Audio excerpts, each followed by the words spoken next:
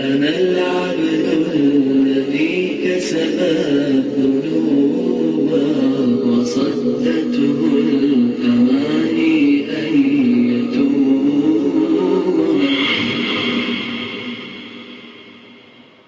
الحمد لله رب العالمين، وصلى الله وسلم على خير الورى وأفضل من وطئ الثرى سيد الناس أجمعين وعلى آله وصحبه أجمعين. أما بعد، فأسأل الله جل وعلا باسمه الأعظم الذي إذا سئل به أجاب وإذا دعي به أعطى، كما جمعنا في هذا المكان أن يجمعنا مرة أخرى سرمدية أبدية في جنات ونهر في مقعد صدق عند ملك مقتدر.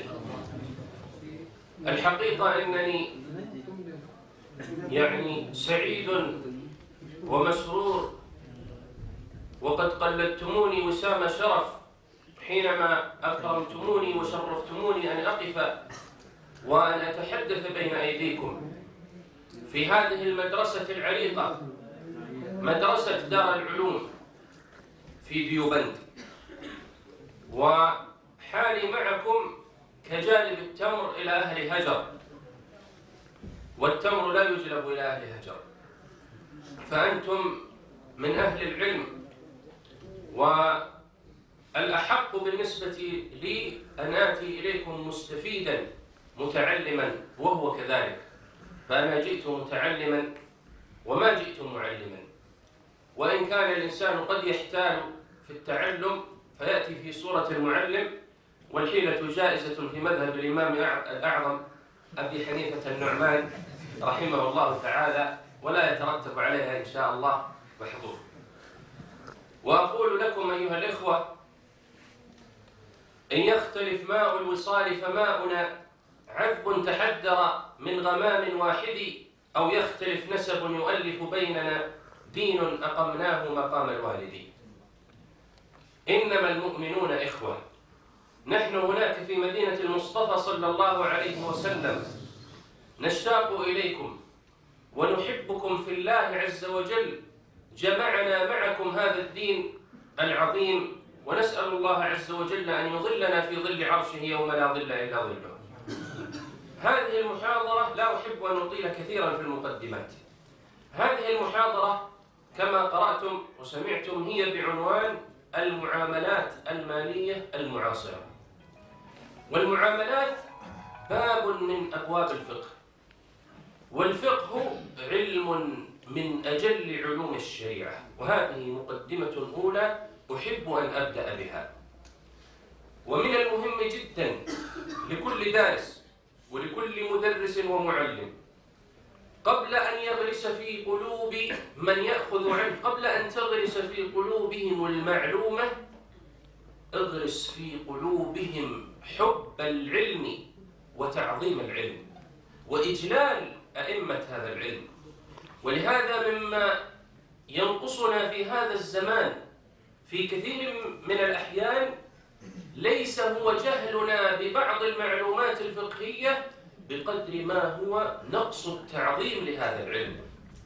وهذه وصية لكل مدرس في كل علم من العلوم. إذا كنت تدرس النحو فقبل أن تعلمهم الفاعل والمفعول اغرس في قلوبهم نبتة الحب لهذا العلم، علم العربية وعلم النحو. وأنا أقول كذلك في هذا العلم، وهو علم الفقه. وعلم الفقه من أجل علوم الشريعة. فبعد تصحيح الاعتقاد وغرس الإيمان الصحيح في القلب، لا بد أن تكون الجوارح على ما أراد الله سبحانه وتعالى، ولا يكون ذلك إلا بالفقه. وأنتم تعلمون وتعلمون أن الفقه هو معرفة الأحكام الشرعية المتعلقة بأفعال العباد أو بأفعال المكلفين. إذن الفقه هو الجانب العملي لشريعة الإسلام. وكما قال الأمين السابق لمجمع الفقه الإسلامي الشيخ الحبيب الخوجة رحمه الله تعالى، قال: ليس بين المجتمع وبين أن يكون علمانيا إلا أن يرفع منهم الفقه، لأنه إذا رفع الفقه صار اعتقاد وإيمان لكن البيع والشراء والعبادة والاقتصاد والعلاقات بين الناس كلها لا على وفق شريعة الله. وهذا للأسف الشديد تسلل في عصرنا هذا إلى المجتمعات الإسلامية وصار موجودا بشكل ظاهر، نسأل الله السلامة والعافية. لذلك لا بد أن تعود الأمة إلى الفقه الذي هو الوجه العملي لهذه الشريعة الغراء. فنحرص أن نغرس في قلوب الطلاب تعظيم الفقه، أن يعرف الطالب أن هذا الفقه مقتبس من كتاب الله عز وجل ومن سنة رسوله صلى الله عليه وسلم ومن أقوال الصحابة الكرام، وهو علم يؤخذ جيلا عن جيل، تلقاه الناس وتوارثه المسلمون طبقة عن طبقة. فكما أن الله عز وجل، وهذا ذكره الإمام ابن رجب رحمه الله تعالى في كتاب نفيس له أوصي به، وأنا أوصي لهذا الإمام بكتابين: الكتاب الأول الرد على من اتبع غير المذاهب الأربعة، اقرأوا هذا الكتاب فهو عظيم على صغر حجمه إلا أنه نفيس. والكتاب الثاني بيان فضل علم السلف على علم الخلف، فهما كتابان غاية في النفاسة.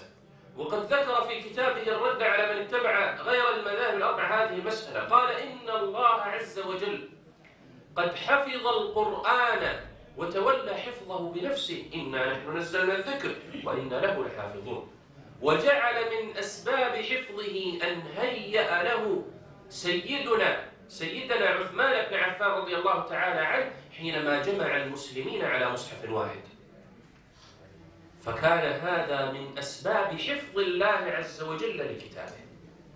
وحفظ الله عز وجل سنة المصطفى صلى الله عليه وسلم بجهود المحدثين، نقلوا الأسانيد ونظروا في الرجال ونظروا في المتون ومحصوا السنة المروية عن النبي صلى الله عليه وسلم خير دليل، فحفظ الله بهم السنة.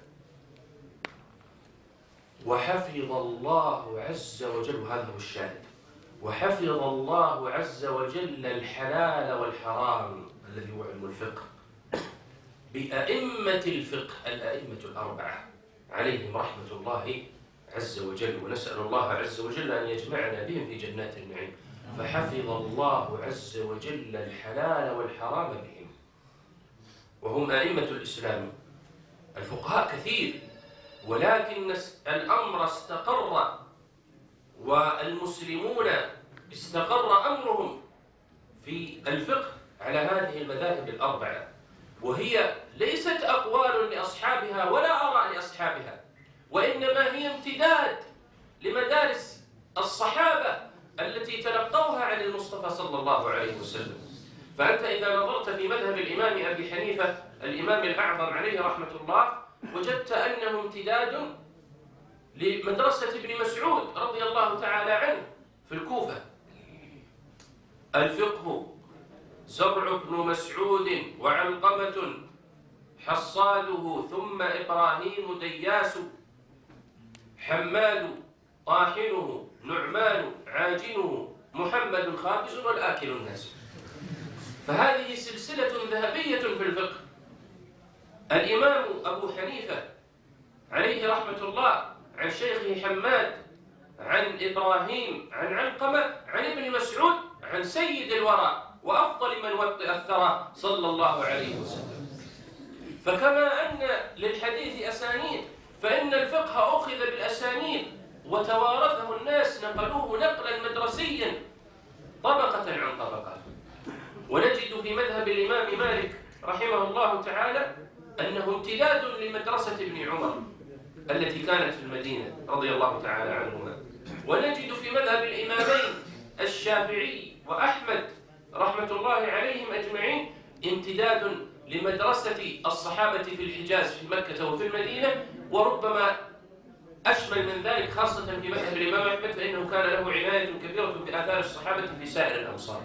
المقصود أيها الإخوة الكرام أن هذا الفقه حفظه الله عز وجل بأئمته، بالفقهاء المجتهدين، جيلا بعد جيل، فكتبوا ونقحوا وهذبوا حتى وصل إلينا كتب الفقه على وجه من العظمة والجلالة والمكانة والروعة والتحقيق والتنقيح.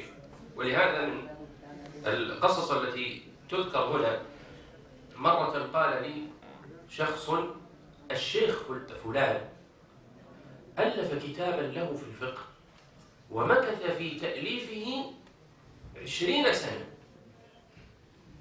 وهو يراجع وينقح ويحرر. قال: فهذا الكتاب هو غاية في التحقيق والتحرير لأنه مكث فيه 20 سنة.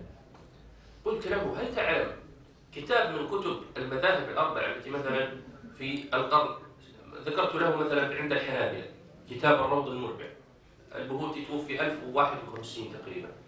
قلت له: هل تعرف مثل كتاب الروض المربع للبهوتي رحمه الله من علماء الحنابلة كم سنة استغرق تأليفه؟ قال: كم سنة؟ كم تتوقعون؟ يعني خليني أسألكم عن مذهب الإمام الأعظم. لو نظرنا على سبيل المثال في كتاب من كتب المتأخرين، نقول مثلا حاشية ابن عابدين، حاشية الشامي كما تسمونها، طيب كم سنة استغرق تأليفها؟ من يجيب؟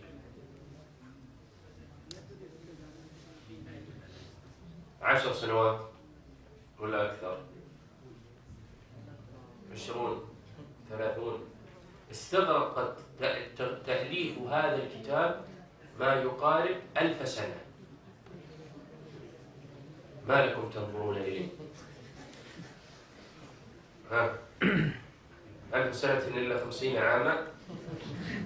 نعم، استغرق تأليفه 1000 سنة. لماذا 1000 سنة؟ أكثر من ذلك. لماذا؟ لأن هذا ما ليست آراء الإمام الشامي بن عابدين رحمه الله، إنما هو فقه يدون وينقح من زمن الإمام الأعظم أبي حنيفة إلى زمن ابن عابدين. كل عالم يضيف إضافات وتحريرات وتنقيحات، واضح ولا لا؟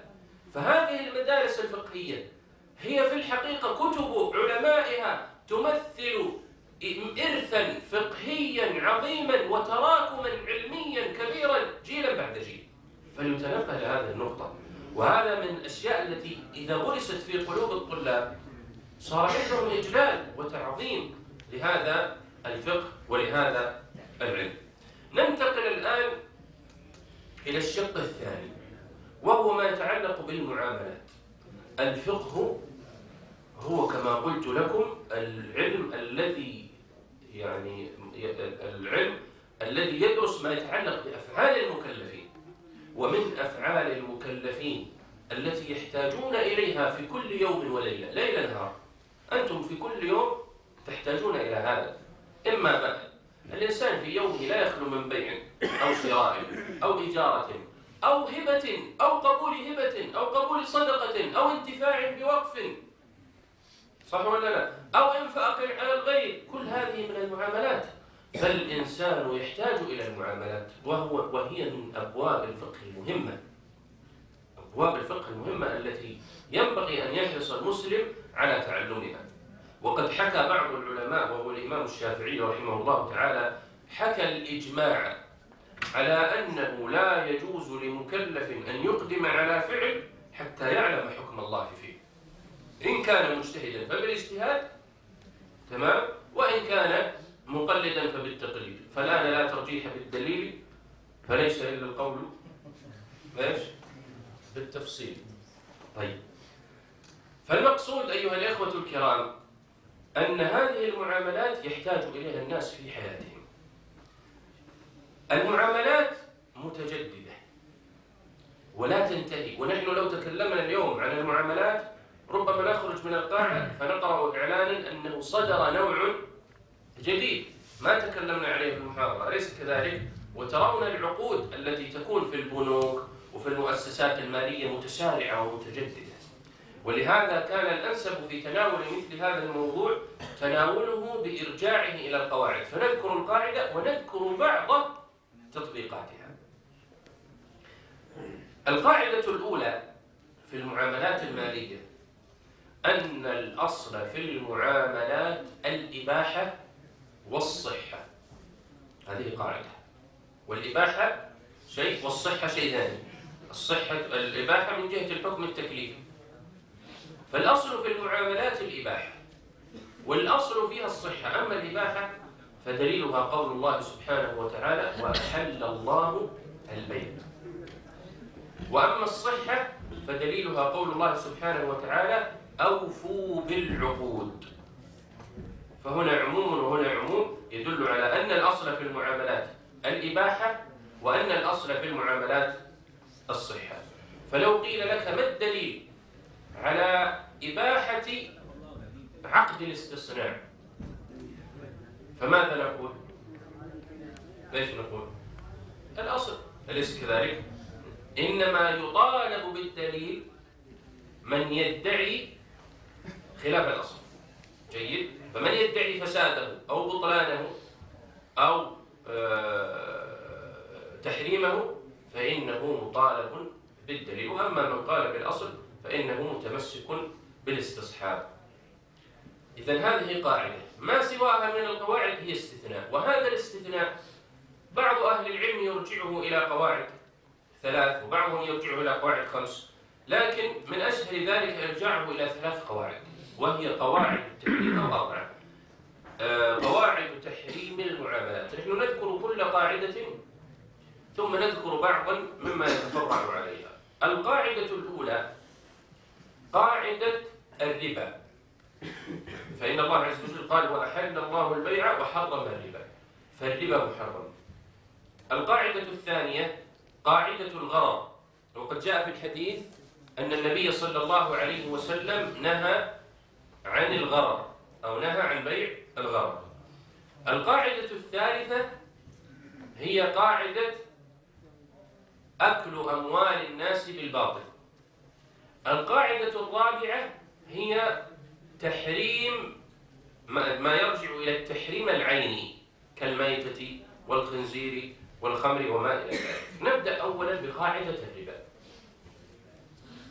الربا أيها المشايخ الكرام يرجع إلى نوعين، وبعض الفقهاء ربما بوبوا باب الربا وأرادوا به أحد النوعين. النوعان هما ربا البيوع وربا الديون. ربا البيوع هو ما يتعلق بالحديث، حديث عبادة بن الصامت رضي الله تعالى عنه: البر بالبر والتمر بالتمر والشعير بالشعير والبر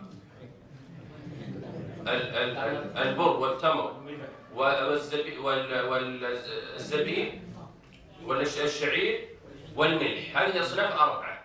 ثم بقي الصنفان وهما الذهب وإيش؟ والفضة. طبعا فيه خلاف مشهور في مسألة علة جريان الربا، هل هي الكيل مع الطعم أو أن الطعم ليس بشرط، لكن هذا خلاف فقهي يعني مشهور ومعروف لا يخفى على شريف علمكم. لكن الذي أريد أن أشير إليه هنا أن هذا الحديث وارد في ربا البيوع، تمام؟ وعندنا نوع آخر وهو ربا الديون، وهو أغلظ وأشد، ولهذا حكي الإجماع في ربا الديون أنه يجري في كل شيء. نعم، أن ربا الديون يجري في كل شيء، ولهذا لا يختص بمكيل أو موزون أو مطعوم، لا، في كل شيء. واضح؟ طيب، ما ثمرة هذا؟ ثمرة هذا أن أي عقد اشترطت فيه الزيادة عند التأخر في الوفاء، مثلا دخلت في عقد تقسيط، بيوع التقسيط، فقيل نبيع لك السيارة مثلا، ما هي الأشياء التي يكثر مثلا شرائها بالتقسيط؟ السيارات، البيوت كذلك. طيب، فبيعت لك السيارة بالتقسيط، واشترط عليك أنك إذا تأخرت في السداد عن أجل معين فإنه يترتب عليك زيادة في الدين، الزيادة في الدين مقابل زيادة في الأجل، فإن هذا من الربا، وهذا من ربا الديون الذي لا ينظر فيه إلى جنس المال الذي حصل فيه الدين أيا ما كان جنسه باتفاق. هذا من صور ذلك أيضا ما يقع في القروض. وإذا قلنا القروض فينبغي أن نكون على استحضار لصور القرض المعاصرة.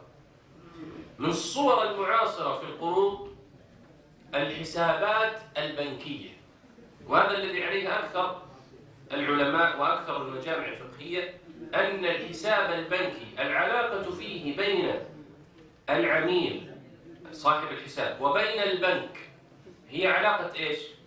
علاقة قرض. صاحب الحساب مقرض والبنك مقترض. تمام؟ كيف البنك الغني الثري الذي عنده ملايين يكون مقترضا والموظف المسكين يكون مقترضا؟ هل هذا ممكن؟ الجواب نعم ممكن. ولهذا في صحيح الإمام البخاري رحمه الله تعالى عن سيدنا الزبير رضي الله تعالى عنه أنه كان الناس يأتونه ليضعوا عنده أموالهم. تمام؟ يأتي الرجل يقول هذا أنا سأسافر، خذ هذا المال أودعه عندك. فكان سيدنا الزبير رضي الله تعالى عنه يقول اجعله قرضا لا قراضا. ما هو القراض؟ اجعله سلفا لا وديعة أو قرضا لا وديعة. تمام؟ ما هي الوديعة وما الفرق بين الوديعة والقرض؟ لو أخذه سيدنا الزبير رضي الله عنه أخذه على أنه وديعة فتلف عنده من غير تعد ولا تفريط فإنه لا يضمن، بخلاف القرض فإنه مضمون بمجرد دخوله في ذمة المقترض. واضح؟ فيكون فيه فائدة للطرفين. الزبير رضي الله تعالى عنه لما أخذها على سبيل القرض صار من حقه أن ينتفع بها وأن يشتري بها وأن يستثمر. وبالنسبة للطرف الآخر لما دفعها على سبيل القرض استفاد أنها مضمونة له بكل حال. واضح؟ ولهذا ليس من شرط المقترض أن يكون ليس من شرط أن يكون فقيرا، والمقرض ليس من شرط أن يكون غنيا. ولهذا الذي عليه المجامع الفقهية أن العلاقة بين صاحب الحساب وبين البنك هي علاقة قرض. طيب ما الذي يترتب على ذلك؟ يترتب على ذلك أن البنك إذا جعل لك زيادة على القرض يقول أنا أشترط على نفسي أن لك في كل سنة نسبة 2% أو في كل سنة نسبة كذا، فإن هذا شرط ربوي لا يجوز. واضح؟ من صور القرض في عصرنا الحاضر أيضا بطاقات الائتمان اللي هي الفيزا أو ماستر كارد. تمام؟ فإن هذه، لكن هنا الذي يحمل البطاقة ويسحب بها من غير رصيد، صح ولا لا؟ أليس كذلك؟ ثم بعد ذلك في نهاية الشهر أو بعد شهر أو بعد مدة يكون إيش؟ يسدد للبنك، صح ولا لا؟ طيب ما العلاقة بين العميل والبنك؟ أيضا علاقة قرض، ولكن علاقة القرض هنا بالعكس، البنك مقرض، صح ولا لا؟ والعميل حامل البطاقة مقترض. تمام؟ فإذا كان البنك يقول إذا تأخرت في سداد المستحقات التي عليك فسوف أزيد عليك، فإن هذا من الربا، لأنها زيادة في مقابل التأخر في الأجر. ولهذا ربا الديون لا يجوز في أي شيء، وهو ربا الجاهلية الذي نزل القرآن بتحريمه، لأنه كانت العرب يتداينون، فإذا حل الأجل يقول تقضي أم تربي، يعني تدفع ولا تزيد. نعم، فنزل القرآن بتحريمه، لا تأكلوا الربا أضعافا مضاعفة وغير ذلك من الآيات، اتقوا الله وذروا ما بقي من الربا التي تدل على تحريم ربا الديون. هذه صورتان من صور الربا في المعاملات المعاصرة. من صور الربا في المعاملات المعاصرة ما يتعلق بمسألة، وهي مسألة حكي الإجماع على عدم جوازها، وهي اشتراط ضمان العامل في المضاربة أن يضمن رأس المال. المضاربة تعرفونها، تسمى المضاربة وتسمى القراض. تمام؟ مثلا أنا أعطي لشخص مالا، أعطيه مثلا 1,000,000 أوروبية، ليتاجر بها، على أن يكون الربح بيننا، فيكون له مثلا نصف الربح ولي نصف الربح. أقول له أشترط أنه لو خسرت التجارة فأنت الذي تتحمل الخسارة وليس أنا صاحب المال. هل هذا يجوز؟ هذا لا يجوز بالإجماع باتفاق المذاهب أنه غير جائز. لماذا لا يجوز هذا؟ لأنه في حقيقته يفضي إلى الربا. كيف؟ صار حقيقة هذا الشخص أخذ مليون روبية وهو ضامن لها، صار كالمقترض، صح ولا لا؟ كالمقترض الذي أعطيته مليون، تمام، وقلت له تردها كاملة ولو نقصت، لا، أنت مسؤول عنها بالكامل، صار كالمقترض. طيب أنت الآن جعلته مقترضا واشترطت عليه أن تشاركه في الربح. وعندنا قاعدة فقهية عظيمة: كل قرض جر نفعا فهو ربا. إذا اشترطت على المقترض نفعا تقول أقرضك بشرط أن أنتفع أنا، تمام، فإن هذا من الربا المحرم. واضح؟ وهذا يدخل أيضا في بعض البنوك، يكون عندهم حسابات استثمارية فيشترطون الضمان لرأس المال، هذا يدخل فيما ذكرناه قبل قليل. كذلك من صور الربا في هذا الباب، لأنه عندنا قاعدة: كل قرض جر نفعا فهو ربا، صح ولا لا؟ طيب، قالوا من صور الربا في هذا إذا كانت البطاقات الائتمانية عليها رسوم أكثر من تكلفتها الفعلية. تمام؟ يعني عندنا البطاقة الائتمانية قلت تحتاج تدفع عليها اشتراك سنوي مثلا 100,000 روبية، أكثر من تكلفتها. ليش؟ لأجل أن يستفيد. طيب، هو مقرض الآن البنك مقرض، ولا يجوز له أن يشترط نفعا زائدا في رد القرض. فهو إذا أخذ نفعا زائدا عن طريق الرسوم أو عن طريق الزيادة عند التأخر في السداد، فكل هذا داخل في المنع الذي ذكرناه. هناك صور للربا، منها مسألة أخذ الأجرة على الضمان، والضمان له صور، منها ما يكون في البنوك يسمونه خطاب الضمان.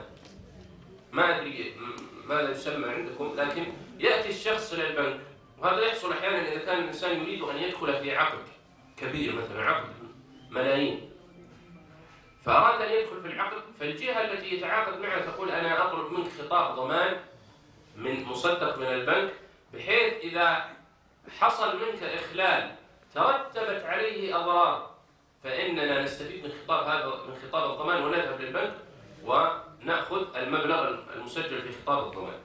هو كالضمان الفقهي يمر عليكم الضمان، ويسمى الكفالة عند الفقهاء، الضمان أو الكفالة المالية وليس الكفالة الحضورية.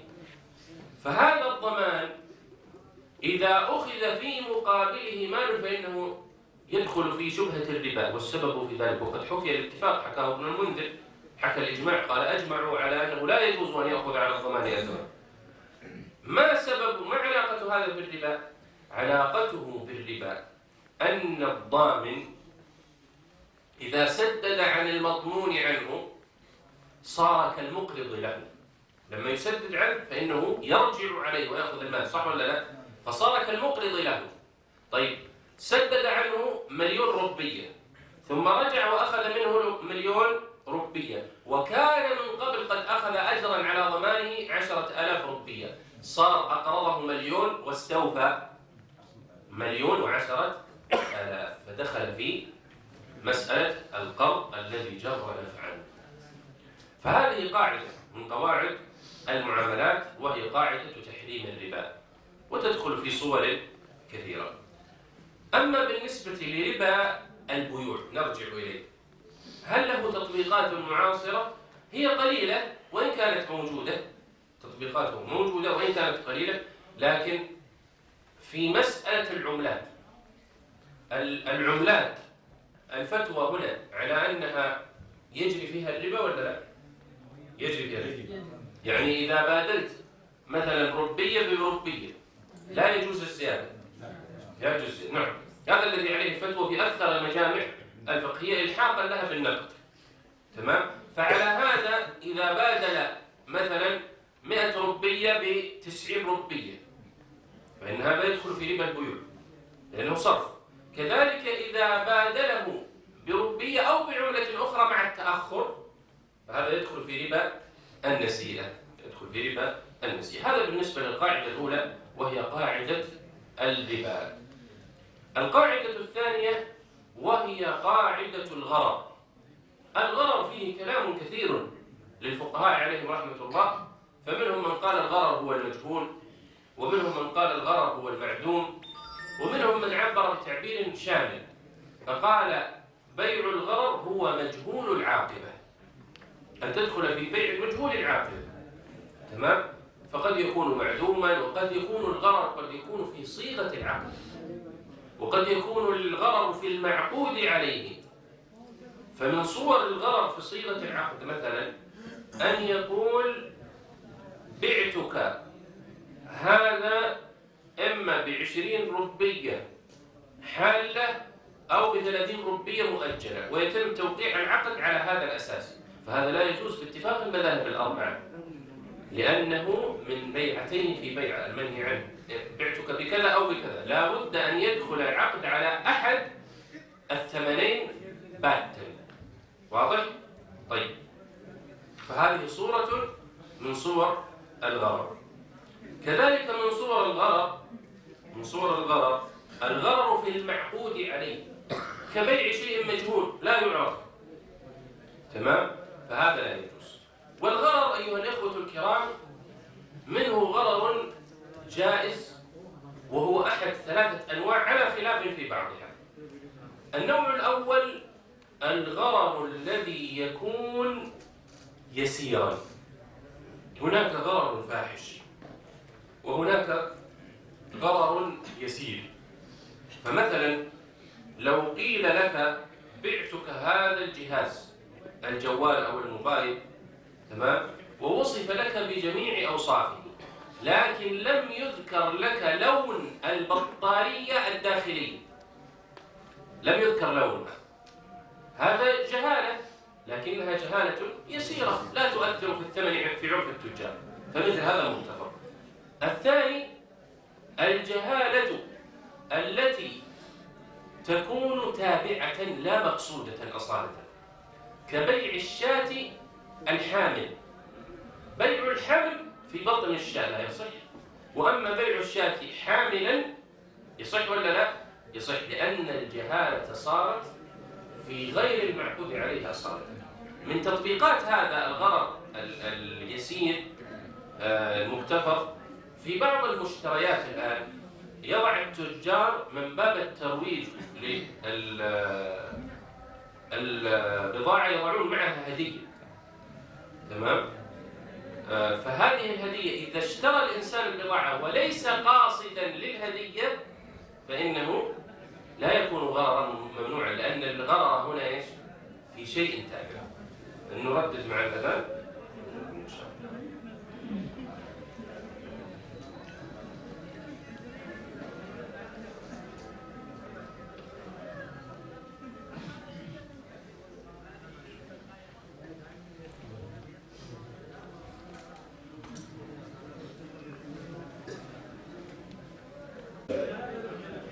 قلنا إن الغرر يتسامح فيه في 3 حالات. من يعيدها لنا؟ الغرر اليسير، والغرر في ما ليس المقصود في التابع، والثالث هو الغرر في عقود التبرعات، وهذا محل خلاف بين الفقهاء. بعضهم يقول يتسامح في عقود التبرعات، تمام، ومنها مثلا الوصية، ومنها الهبة عند بعض أهل العلم أنهم يعتبرون فيها الجهالة. نرجع إلى قضية الجهالة. الجهالة من تطبيقاتها المعاصرة الآن التأمين التجاري عند أكثر المجامع الفقهية، وإن كان حصل فيه خلاف. الفتوى هنا على جوازه ولا ما زال بخلاف؟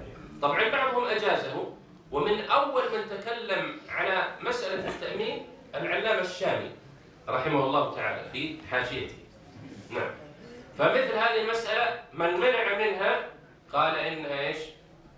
نحن قلنا الغرر اليسير والغرر التابع والغرر في عقود التبرعات. بعضهم زاد أمرا آخر وهذا أثر على مسألة التأمين، وهو الغرر الذي تدعو إليه الحاجة، ومثلوا له ببيع الفواكه التي مأكولها في جوفها، فإنه يجوز مع أن تبيعها ولو لم ترى الذي في جوفها. لماذا؟ قالوا لأن هذا يحتاجه الناس، لو منعنا من هذا وقلنا لابد تقطع الفاكهة قبل بيعها الذهاب إلى فسادها، صح ولا لا؟ فقالوا إن الغرر تحريمه ليس مغلظا كتحريم ربا القروض، إنما تحريمه أخف، ولهذا أجازه الشرع في مواضع الحاجة. ولهذا بعض من أجاز التأمين مثلا من علمائنا تمسكوا بها، قالوا إن الغرر يجوز في أحوال الاحتياج. فمن كان شخصا فقيرا في بلد يكون فيه العلاج بتكاليف عالية جدا ويضطر إلى التأمين الصحي، تمام، قالوا هذا من الذي تدعو إليه الحاجة، وقلنا لكم هذا مما يختلف فيه. وإنما في مثل هذه المحاضرة أردنا ذكر بعض الإشارات، أما تحقيق المسائل وتحريرها وكذا هذا لا بد فيه من بحث واطلاع ومراجعة. نعم. الأمر الآخر أيضا من صور، حياكم الله، وصل الشيخ كذلك من صور الغرر المعاصر أيها الأخوة الكرام ما يتعلق ببطاقات التخفيض. تمام، يأتي شخص مثلا ويشترط عليك، يقول تريد أعمل لك تخفيض 10%، ادفع مبلغ كذا واحصل على التخفيض، بطاقة مثلا. تمام، فهذا بعض الفقهاء المعاصرين يقول هذا غرض. ليش؟ لأنك تدفع ثمنا مقابل شيء معلوم ولا غير معلوم؟ غير معلوم. فإنك قد تشتري ب1,000,000 روبية بطاقة التخفيض، وقد تشتري بها وقد لا تشتري، تمر السنة وانت تدفع رسوم اشتراك ولا تشتري شيء. تمام؟ كذلك ما يتعلق بالمسابقات. وباب المسابقات، وأنا هنا أيضا أريد أن أستفيد منكم، لأن الحنفية، السادة الحنفية رحمهم الله تعالى ونفعنا بعلومهم، ينسب إليهم قول هنا وأنا أسألكم عنه إن شاء الله. المسابقات ضيق الشرع فيها. تمام، لماذا؟ لأن المسابقات، يعني بعض الناس يظن أن التضييق في باب المسابقات سببه هو فقط الجانب المالي والغرض، وليس فقط هذا هو السبب. المسابقات جاء فيها حديث النبي صلى الله عليه وسلم: لا سبق إلا في نصر أو خف أو حافل.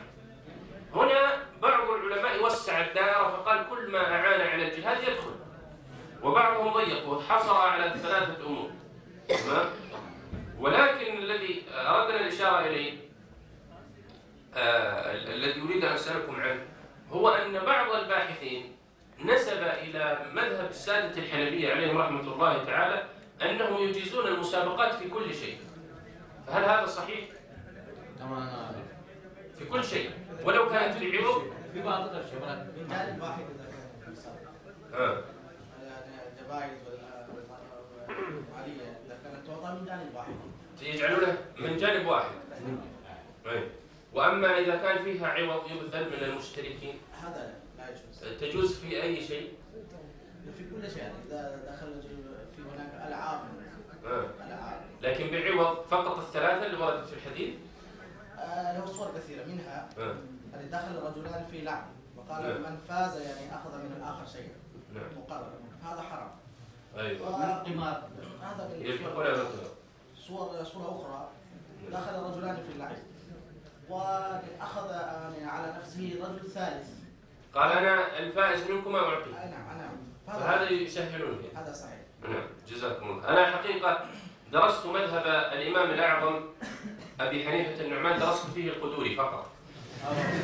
الحمد لله درست القدوري كاملا، ودرست كذلك تهذيب شرح مختصر المنار في أصول الفقه الحنفي للشيخ قاسم بن قطلوبغة، ودرست مدخلا عاما في المذهب الحنفي. وأما التخصص وكذا فتوسعت في المذهب الحنبلي وتخصصت فيه. ولكني مع هذا حقيقة لما درست المذهب الحنفي وجدت فيه من الفوائد العظيمة، حتى في يعني لما درست المذهب الحنفي استفدت أشياء في المذهب الحنبلي ما كنت أعرفها. يعني بعض التعليلات، يعني ربما نجد مسائل أحيانا في المذهب الحنبلي فنجد تعليل الحنابلة فيها غير يعني كافي، فنقرأ في كتب السادة الحنفية عليهم رحمة الله نجد فيها من التعليلات والبسط والاستدلال شيء مبهر. نعم. ولهذا كل مذهب من المذاهب له مميزات، وكلهم من رسول الله ملتمس غرفا من البحر أو رشفا من الدين.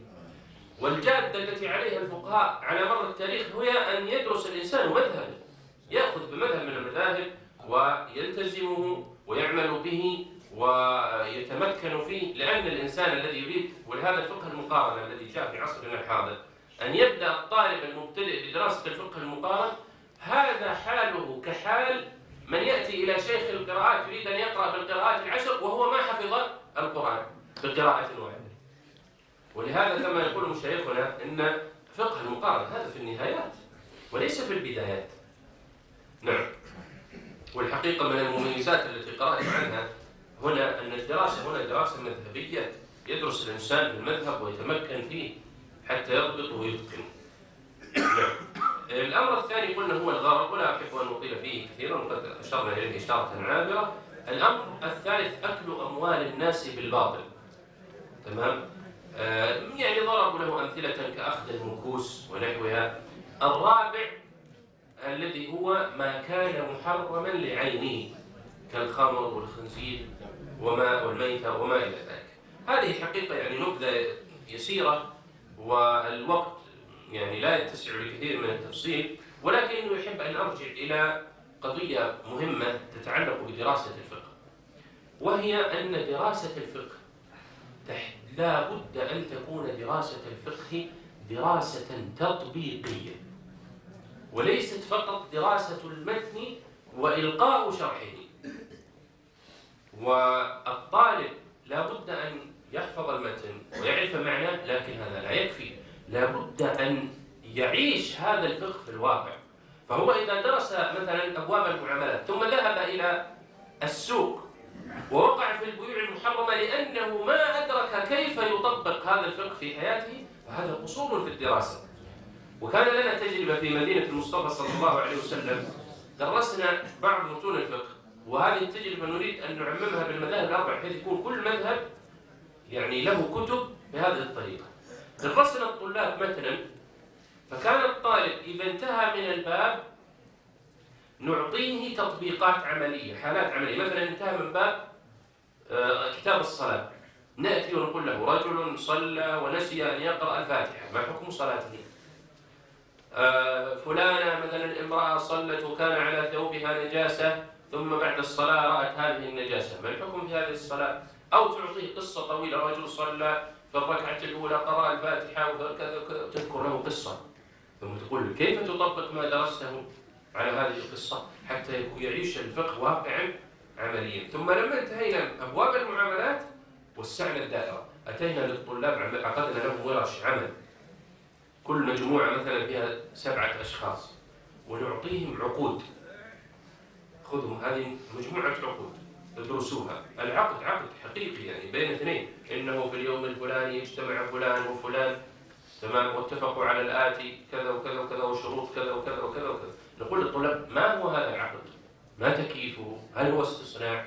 هل هو سلم؟ هل هو إجارة؟ هل هو قرض؟ إلى آخره. فيتناقش الطلاب. هذا يفيد ويحرك وينمي الملكة الفقهية والقدرة على التفكير الفقهي، ويجعل الطالب أيضا يحب الفقه ويعيش الفقه ويعرف أهمية الفقه لحياته.